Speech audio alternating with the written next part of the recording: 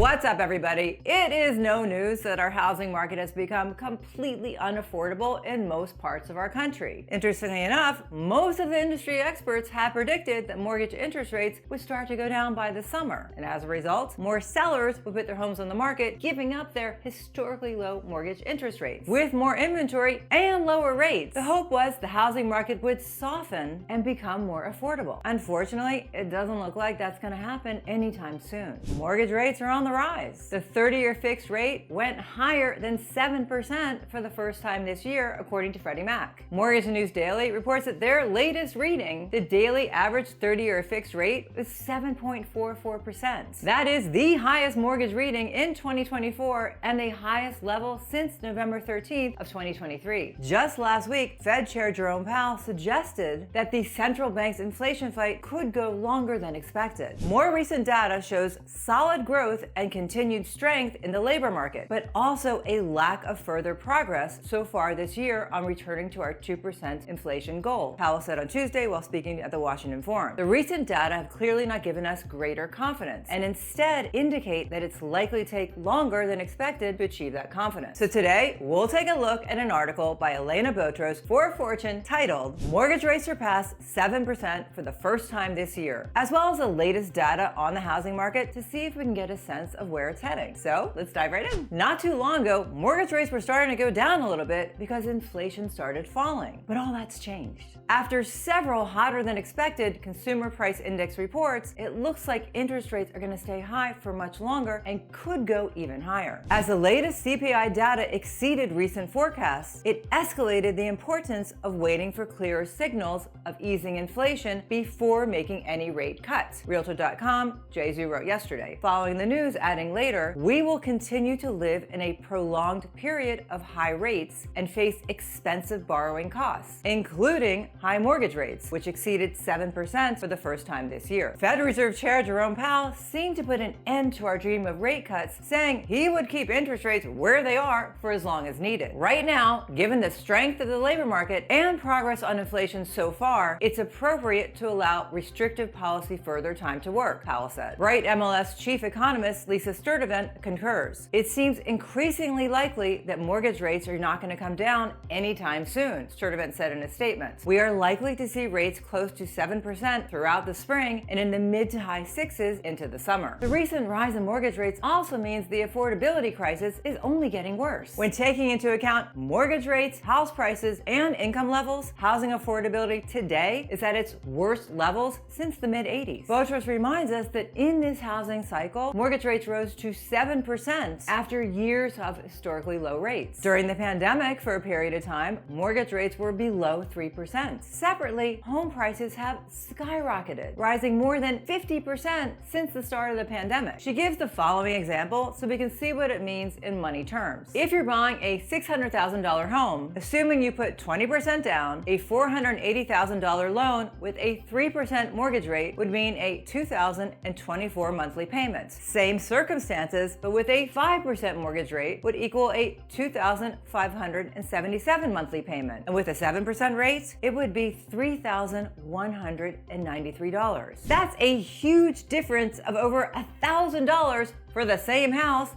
and the same buyers, which is why would-be sellers are not selling if they were going to then go buy something new. Alas, the locked-in effect. Last year alone, existing home sales falling to its almost 3-decade low because of it. Home sales are stuck because interest rates have not made any major moves, said NAR's chief economist Lawrence Yun. A recent seller survey from Realtor.com shows that almost 80% of potential sellers feel locked in to their home because they don't want to relinquish their super low mortgage interest rate. Though the share of locked-in owners is 3% points lower than last year, today's mortgage rates are taking a toll on seller sentiment. Realtor.com's senior economic research analyst Hannah Jones wrote, "It seems that will only continue as long as mortgage rates stay high." And it's not only mortgage rates that are staying high, it's home prices too. Glenn Kelman, the CEO of Redfin, told Fortune, "The cost of buying a home has gone up again, and prices haven't come down. So the Fed keeps trying to tame inflation with rate increases. But at least one sector is untamable, and that is housing." He called it the worst situation for the housing markets. Housing is in this recession, and the rest rest of the economy is booming, he said. According to Redfin's latest housing market update, the median U.S. home sale price increased 5% from a year ago during the 4 weeks ending April 14th, bringing it to $380,250, just $3,095 shy of June 2022's all-time high. The combination of high mortgage rates and high home prices have brought homebuyers' median monthly housing payments to a record high of $2,775, up 11% from a year ago. The median asking price for the 4 weeks ending April 14th increased 6.4% year over year, the biggest increase since October of 2022, which was an all-time high. The metros with the biggest year-over-year median sale price increases are Anaheim, California, up 24.8%, Providence, Rhode Island, up 14.6%, and Nassau County, New York, up 14.3%. The metro with the biggest year-over-year median sale price decrease was San Antonio, Texas, down 1%. New listings are up 10.8%, and active listings are up 9.6% year over year. The metros with the biggest year-over-year increase in new listings are San Jose, California, up 46.6%, Sacramento, California, up 27.6%, and Phoenix, up 27.4%.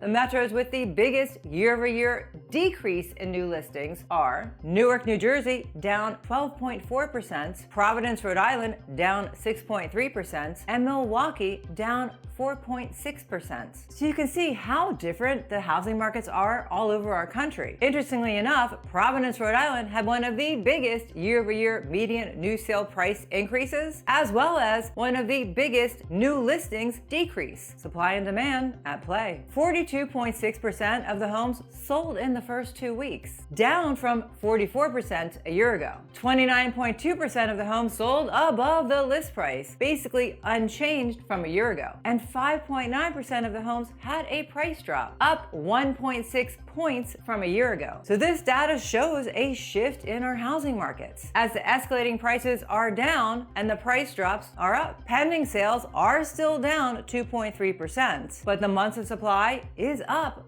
0.4 points to 3.3 months nationally. So still less sales than a year ago, but more inventory, which only supports what we've been saying about the unaffordability of this housing market. I do hope something gives soon, or we're gonna find ourselves in a frozen market once again. Where I am in the DC area, houses are still selling like crazy if they show well and are priced right. But if they are overpriced, they will sit. Buyers today are very savvy and they don't want to give in to greedy sellers. That being said, once they're in competition, all that logic goes right out the window and home prices get bid way up. What are you guys seeing in your neck of the woods? Are you seeing more inventory? Are you seeing price reductions? Let us know what you're seeing and tell us where you're from so we can really see what's happening in different parts of our country. Because as I've just shown you, the data is all over the place and none of it honestly is that good. If you missed last week's video when Jamie Dimon, the CEO of JP Chase Morgan, warned that several headwinds, including persistent inflation, Federal Reserve policy, and the ongoing multiple wars, will pose a major threat to the US economy, definitely check that out next. It really shows another perspective of the future of our housing market. Thanks for watching. I do appreciate it. Bye!